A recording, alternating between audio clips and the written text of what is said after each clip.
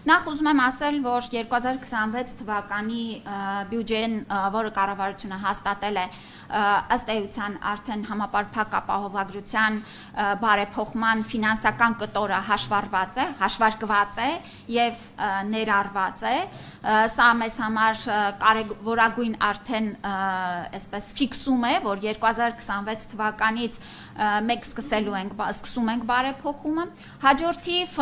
ուրեմն մեր միջգերատեսչական հանձնաժողովի քննարկումները ամփոփված են եւ ես երեք ենք դրել իդրաֆտ համակարգում արդեն լրամշակված օրենսդրական փաթեթը։ Ես ինչու ուզեցի այսօր անպայման մեկնարկային ասուլիս անենք, որովհետեւ վստահ եմ, որ իդրաֆտում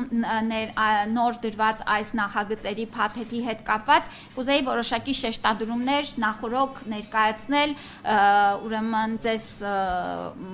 ուշադրությունը գրավել, որպեսզի պարզ լինի եւ դուք էլ արդեն կարողանաք փաստաթղթերի հետ ավելի հեշտ աշխատել։ Ըստ էության մեր այս օրենսդրական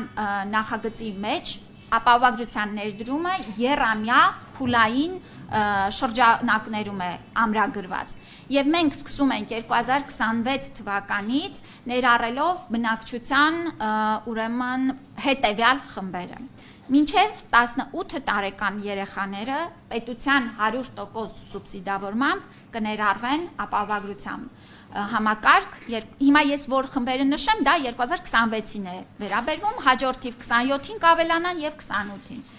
Մինչեւ 18 տարեկան երեխաներն են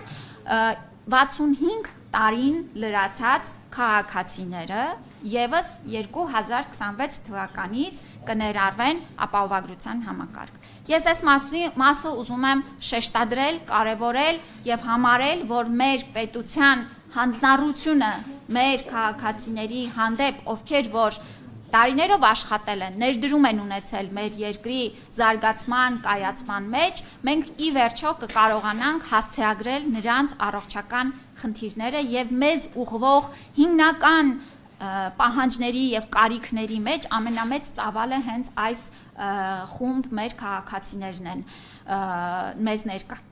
ներկայացնում։ Հաջորդիվ 18-ից 65 տարեկան հաշմանդամություն ունեցող քաղաքացիները ուրեմն նաև հաշվի առնելով գիտեք որ ֆունկցիոնալության գնահատման նոր համակարգ է ձևավորվում եւ այստեղ ես նշում եմ հաշմանդամություն, բայց պիտի բոլորս ընկալենք, որ մենք փոփոխական այս համակարգի համաձայն արդեն սոցիալական քաղաքականության համահունչ այս խմբերը եւս կներառվեն եւ անապահովության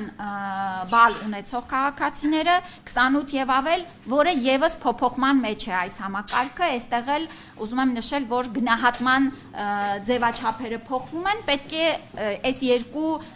գերատեսչությունների ուրեմն կարգավորումները համահունչ դիտարկել։ Եվ այսպես առանձնահատուկ կերպով ուզում եմ խոսենք 200,000 դրամ ամսական եկամուտ աշխատավարձ եւ դրան հավասարեցված վճարներ եւ այլ եկամուտներ ունեցող անձանց խումբն է, որը 2026 թվականից ներառվելու է։ Կհիշեք նախորդիվ նախագծերի շրջանակներում մենք նշում էինք 500,000 դրամից ավել կամ 300,000 դրամից ավել, բայց հաշվարկները եւ այն ուրեմն ռեսուրսները, որ մենք կարողացանք ուրեմն ֆիքսել, մենք այս քայլը անում ենք հնարավորինս մեծ թվով քաղաքացիների ներառելու առաջին փուլով։